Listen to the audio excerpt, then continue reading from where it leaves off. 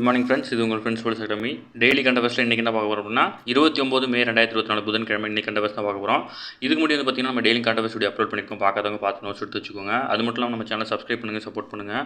முடிஞ்சளவு உங்கள் ஃப்ரெண்ட்ஸ் எல்லாருக்கும் ஷேர் பண்ணுங்கள். நம்ம டிஎன்பிசி டிஎன்யூஎஸ் பற்றியான கிளாஸஸ் வந்து பார்த்திங்கன்னா ஸ்கூல் புக் வைஸ் ஒன்று கொடுத்துட்ருக்கோம். அதையும் பாருங்கள், கண்டிப்பாக உங்களுக்கு யூஸ்ஃபுல்லாக இருக்கும். வாங்க ஃப்ரெண்ட்ஸ், இன்றைக்கி கண்ட ஃபஸ்ட் பார்த்துடலாம். அதாவது பார்த்திங்கன்னா முல்லை பெரியார் அணை வந்து பார்த்திங்கன்னா 131 ஆண்டுகள் வந்து பழமையானது. இந்த அணையின் வந்து உறுதியானது என பல்வேறு ஆய்வுகள் மூலம் நிரூபிக்கப்பட்டது. இருந்தாலும் வந்து பார்த்திங்கன்னா கேரள அரசு வந்து பார்த்திங்கன்னா அதில் அணை கட்டணும் அப்படின்னு சொல்லிட்டு இருக்காங்க.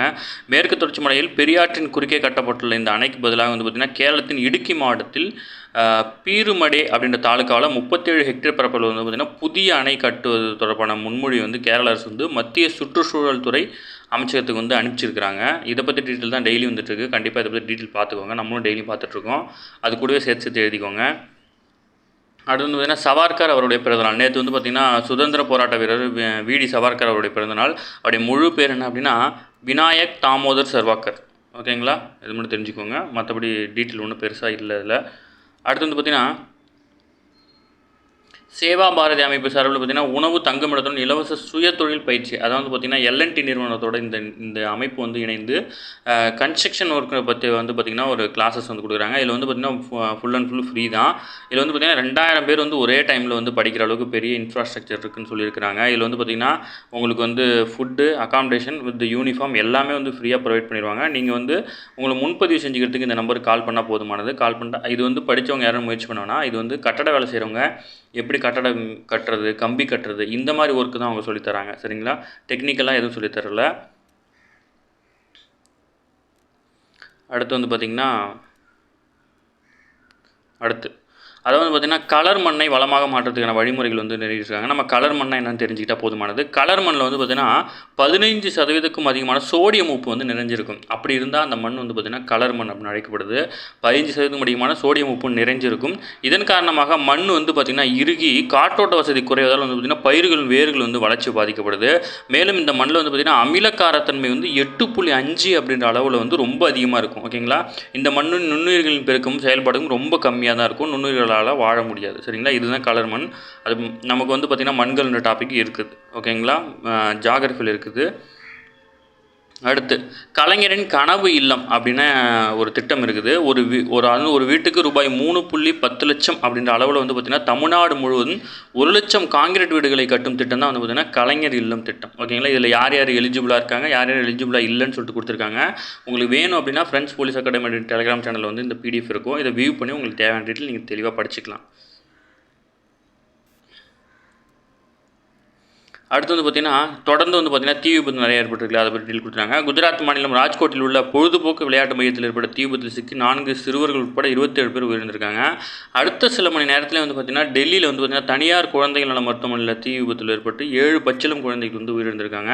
2 விபத்துகளுமே வந்து பார்த்திங்கன்னா தவிர்க்கக்கூடியது தான், விதிமுறைகளை சரியாக பின்பற்றலை அப்படின்னு சொல்லியிருக்காங்க.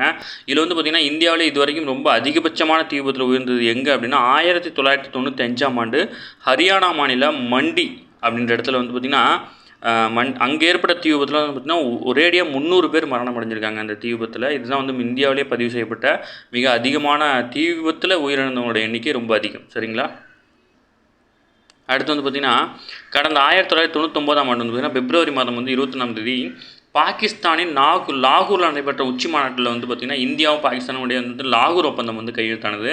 இந்த இந்தியா பாகிஸ்தானுடைய அமைதி ஒப்பந்தம் வந்து பார்த்திங்கன்னா இதுதான் வந்து பார்த்திங்கன்னா பாகிஸ்தான் வந்து மீறிடுச்சு அப்படின்னு சொல்லிட்டு அந்த நாட்டுடைய அப்போ வந்து பிரதமராக இருந்தவர் வந்து பார்த்திங்கன்னா நவாஸ் ஷெரீப் அவர் தான் வந்து கையெழுத்து போட்டு இந்த ஒப்பந்தத்தை ஏற்றுக்கிட்டாரு. அவரே வந்து இப்போ என்ன சொல்லியிருக்காருன்னா நாங்கள் தான் வந்து அந்த ஒப்பந்தத்தை வந்து மீறிட்டோம் அப்படின்னு சொல்லிட்டு அவரே வாக்குமூலம் கொடுத்துருக்கிறாரு.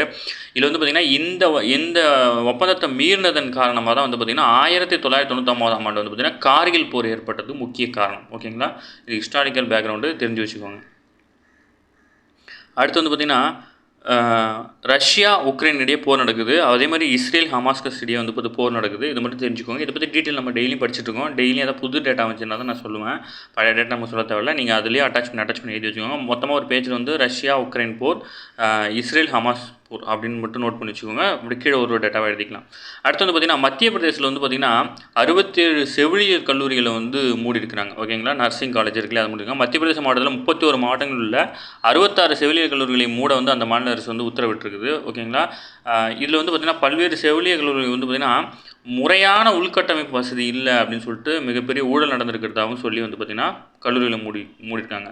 அடுத்து முக்கியமானது நம்ம ஆல்ரெடி பார்த்தோம். பப்புவா நியூ கினியாவில் வந்து பார்த்திங்கன்னா ஆல்ரெடி வந்து பார்த்திங்கன்னா நிலச்சரிவில் வந்து 2000க்கும் மேற்பட்டவர் உயிரிழந்துட்டாங்கன்னு சொல்லிட்டு நம்ம டெய்லி பார்த்துட்டு இருக்கோம். அதுக்கு வந்து பார்த்திங்கன்னா இந்தியா தன்னுடைய பங்களிப்பாக 8.3 கோடி வந்து பார்த்திங்கன்னா நிதியுதவி எடுத்திருக்கு. ஓகேங்களா, இந்த பப்புவா நியூ கினியா வந்து பார்த்திங்கன்னா ஆஸ்திரேலியாவுக்கு அருகேல ஓசினியா மண்டலத்தில் வந்து இந்த நாடு அமைஞ்சிருக்குது. சரிங்களா, அடுத்து பிரெஞ்சு ஓப்பன் டென்னிஸ் போட்டியில் வந்து பார்த்திங்கன்னா நட்சத்திர ரஃபேல் நடால் வந்து பார்த்திங்கன்னா முதல் சுற்றிலே தோல்வி கண்டு வெளியேறிட்டார். இது வந்து இந்த அவருடைய வாழ்க்கை வரலாற்றிலே முதல் சுற்றிலேயே தோல்வி கண்டு வெளியேறது வந்து பார்த்திங்கன்னா இதுதான் முதல் முறை. ஓகேங்களா, அடுத்து வந்து பார்த்திங்கன்னா பேட்மிண்டன் போட்டியில் வந்து பார்த்திங்கன்னா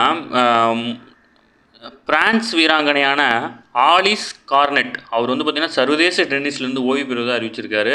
இவரை கௌரவிக்கும் விதமாக சிறப்பு கோப்பைகள்லாம் வழங்கியிருக்காங்க. 2006 முதல் வந்து பார்த்திங்கன்னா இவங்க வந்து பார்த்திங்கன்னா தொழில்முறை போட்டியில் வந்து விளையாண்டுட்டு இருக்காங்க. இவங்களோட பேர் நான் ஞாபகம் வச்சுக்கோங்க. கொஸ்டினே அதுதான். சமீபத்தில் வந்து பார்த்திங்கன்னா டென்னிஸ் போட்டியிலேருந்து பார்த்திங்கன்னா ஓய்வு பெற்றவங்களுடைய பேர் கீழே கொடுத்துட்டு மென்ஷன் பண்ணி கொடுக்கறதுக்கு வாய்ப்பு இருக்குது. அடுத்து வந்து பார்த்திங்கன்னா அதே டென்னிஸ் போட்டியில் வந்து பார்த்திங்கன்னா ஒற்றையர் பிரிவில் பங்கேற்ற ஒரே இந்தியரான ஸ்மித் நாகல் வந்து பார்த்திங்கன்னா முதல் சுற்றிலேயே தோல்வி கண்டு அவங்களும் வெளியேறிட்டாங்க. ஓகேங்களா, உலக குத்துச்சண்டையில் வந்து பார்த்திங்கன்னா நிஷாந்த் வந்து அதிரடி வெற்றி பெற்றிருக்கிறாரு. தாய்லாந்து நடைபெறும் ஒலிம்பிக் குத்துச்சண்டையின் உலக தகுதி போட்டி. ஓகேங்களா, உலக தகுதி போட்டி தான் இது. இதில் வந்து பார்த்திங்கன்னா இந்தியாவின் நிஷாந்த் தேவ் வந்து பார்த்திங்கன்னா தனக்கு எதிராளி வந்து 2 நிமிஷத்தில் வீழ்த்தி வந்து அசத்திருக்கிறார். ஓகேங்களா, அடுத்து வந்து பார்த்திங்கன்னா சிங்கப்பூரில் நடைபெறும் சர்வதேச ஓப்பன் பேட்மிண்டன் போட்டியில் உலகின் நம்பர் 1 இணையான இந்தியாவின் சாத்விக் சிராக் ஷெட்டி வந்து முதல் சுற்றிலேயே அதிர்ச்சி சொல்லிக்கிட்டாங்க. உலகிலேயே நம்பர் 1 இணை வந்து இது. இவங்களே வந்து தோல்வி கண்டு வெளியிட்டாங்க. ஓகேங்களா, அடுத்து அதாவது பார்த்திங்கன்னா நார்வே செஸ் போர்ட்டில் வந்து பார்த்திங்கன்னா செவ்வாய்க்கிழமை தொடங்கிய நிலையில் வந்து பார்த்திங்கன்னா முதல் சுற்றில் இந்தியாவின் பிரக்யானந்தா வந்து வெற்றி பெற்றிருக்காரு. நார்வேவில் நடைபெறும் இந்த செஸ் போர்ட்டில் வந்து பார்த்திங்கன்னா இந்தியாவிலிருந்து பிரக்யானந்தா, அவரின் சகோதரி வைஷாலி, கோனேரு ஹம்பி இவங்கெல்லாம் வந்து பங்கேற்றிருக்காங்க. இதில் வந்து பார்த்திங்கன்னா முதல் சுற்றில் வந்து பார்த்திங்கன்னா பிரக்யானந்தா வந்து வெற்றி பெற்றிருக்கிறார். நெதர்லாந்தில் ஜூலை ஆகஸ்ட்டில் நடைபெற உள்ள உலக அதாவது ராக் ஹெல்டன் சாம்பியன்ஷிப் வந்து பார்த்திங்கன்னா விக்ரமாதித்யா செஃப்லா தலைமையில் வந்து பார்த்திங்கன்னா 6 பேர் கொண்ட இந்திய அணி வந்து பங்கேற்கிறது. டேபிள் டென்னிஸு, பேட்மிண்டனு, குவாஷ் இதெல்லாம் சேர்ந்து தான் வந்து பார்த்திங்கன்னா ராக் ஹெல்ட் விளையாட்டு. ஓகேங்களா, அமெரிக்காவில் நடைபெறும் மேஜர் லீக் வந்து பார்த்திங்கன்னா கிரிக்கெட் போட்டிக்கு வந்து பார்த்திங்கன்னா பிஸ்ட் ஏ அப்படின்ற அந்தஸ்தை வந்து பார்த்திங்கன்னா ஐசிசிஐ வந்து வழங்கியிருக்கு. இது தெரிஞ்சுக்கோங்க, போதுமானது. அடுத்து வந்து பார்த்திங்கன்னா ஜம்மு காஷ்மீர் வனப்பகுதியில் வந்து காட்டுத்தீ வந்து பரவிருக்கு. இப்போ அணைச்சிட்டாங்க. ஜம்மு காஷ்மீரில் வந்து யூனியன் பிரதேசத்தில் வந்து பார்த்திங்கன்னா கதுவா ரஜனரி அப்படின்ற மாவட்டத்தில் வனப்பகுதியில் வந்து மிகப்பெரிய காட்டுத்தீ ஏற்பட்டுருச்சு. அது வந்து கொஞ்சம் அணைக்கப்பட்டுருச்சு. அடுத்து வந்து பார்த்திங்கன்னா சர்வதேச நாடுகளின் எதிர்ப்பை மீறி இஸ்ரேல் படையினர் வந்து காசாவின் ரஃபா நகரின் மையப்பகுதியில் வந்து தாக்குதல் நடத்த வந்து முன்னேறிட்டு இருக்காங்க. இதில் வந்து பார்த்திங்கன்னா அந்த நகரின் முக்கிய அடையாளங்களில் ஒன்றாக அல் ஆதாவ் மசூதி அமைந்துள்ளது. இந்த பகுதியில் வந்து இஸ்ரேல் ராணுவத்தில் வந்து பார்த்திங்கன்னா கவச வாகனங்கள், பீரங்கி வாகனங்கள் முதல் வந்து பார்த்திங்கன்னா அந்த இலக்கை நோக்கி அடைஞ்சிட்டாங்க. சப்போஸ் இந்த இடத்த பற்றி கேட்கலாம். ஓகேங்களா, அல் ஆவ்தா அப்படின்ற மசூதி வந்து எங்கே இருக்குது அப்படின்னு சொல்லிட்டு கேட்கலாம். ஓகேங்களா, இதெல்லாம் தெரிஞ்சு வச்சுக்கோங்க. அடுத்து இந்தியாவில் வந்து பார்த்திங்கன்னா கடந்த 2023-24 இந்த நிதியாண்டில் வந்து பார்த்திங்கன்னா இந்தியாவின் உருக்கு நுகர்வு வந்து பார்த்திங்கன்னா 13% வந்து அதிகரிச்சிருக்கு. தேசிய உருக்கு கொள்கையின் கீழ் வந்து பார்த்திங்கன்னா 2030ஆம் ஆண்டு வந்து பார்த்திங்கன்னா இந்தியாவின் வருடாந்திர உருக்கு உற்பத்தி திறனை வந்து பார்த்திங்கன்னா 30 கோடி டன்னாகவும், தனிநபர் சராசரி உருக்கு வந்து பார்த்திங்கன்னா நுகர்வு 160 கிலோவாகவும் அதிகரிக்க வாய்ப்பு இருக்குது அப்படின்னு சொல்லிட்டு தெரிவிச்சிருக்காங்க. அடுத்து முக்கியமானது பழனியில் ஆகஸ்ட் மாதம் 24, 25 ஆகிய தேதியில் நடைபெற உள்ள அனைத்துலக முத்தமிழ் முருகன் மாநாடு வந்து நடத்த இருக்கிறாங்க. இதில் பங்கேற்க இருக்கிறவங்க, ஆய்வு கட்டுரை அனுப்ப இருக்கிறவங்க பார்த்திங்கன்னா பதிவு செய்வதற்காக தனி இணையதளம் வந்து உருவாக்கியிருக்காங்க. அதில் போய் வந்து பார்த்திங்கன்னா நீங்கள் வந்து உங்களுடைய வருகையும் நீங்கள் பதிவு பண்ணிக்கணும். ப்ளஸ் வந்து உங்களுடைய ஆய்வு கட்டுரை அனுப்புவதாக இருந்தாலும் அதில் பதிவு பண்ணிவிட்டு அனுப்பணும். சரிங்களா, http://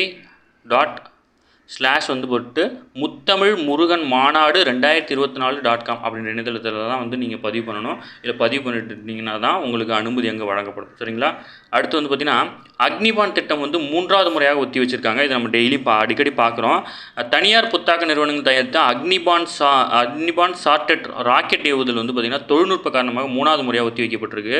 சென்னை ஐஐடியுடன் ஒருங்கிணைந்து செயல்படும் அக்னிகுல் காஸ்மோஸ் அப்படின்ற நிறுவனம் வந்து பார்த்திங்கன்னா ஸ்ரீஹரிகோட்டாவில் சதீஷ் தவான் அந்தமான் விண்வெளி ஆராய்ச்சி நிறுவனத்தில் வந்து பார்த்திங்கன்னா தனியார் ஏவுதலை மையத்தை வந்து அமைச்சிருக்கு. இவங்க வந்து பார்த்திங்கன்னா சிறிய ரக ராக்கெட்டுகளை தயாரித்து ஏவுறாங்க. இதனுடைய தூரம் வந்து பார்த்திங்கன்னா குறைந்தபட்சம் வந்து 700 கிலோமீட்டர் வரை செல்லக்கூடியது. இது வந்து பார்த்திங்கன்னா ஆல்ரெடி 2 டைம் வந்து லான்ச்சிங்க்கு ரெடியாக இருந்து தொழில்நுட்ப கோளாறு காரணமாக கைவிடப்பட்டுச்சு. இது 3வது முறையாக வந்து பார்த்திங்கன்னா ஒத்தி வைக்கப்பட்டிருக்கு. ஓகே ஃப்ரெண்ட்ஸ், இன்றைக்கி கரண்ட் அஃபேர்ஸ் அவ்வளோதான். இன்றைக்கி நம்ம ஃபுல்லாக டீப்பாக பார்த்தாச்சு. இதுவே போதுமானது. இதில் இருக்கிற நோட்ஸ் எடுத்துக்கோங்க, கண்டிப்பாக உங்களுக்கு யூஸ்ஃபுல்லாக இருக்கும். இதை தாண்டி கொஸ்டின் கேட்கறதுக்கு வாய்ப்பு இல்லை. சரிங்களா? நம்ம சேனல் சப்ஸ்கிரைப் பண்ணுங்கள், சப்போர்ட் பண்ணுங்கள், முடிஞ்சவங்க ஃப்ரெண்ட்ஸ் எல்லாருக்கும் ஷேர் பண்ணுங்கள். Thank you friends.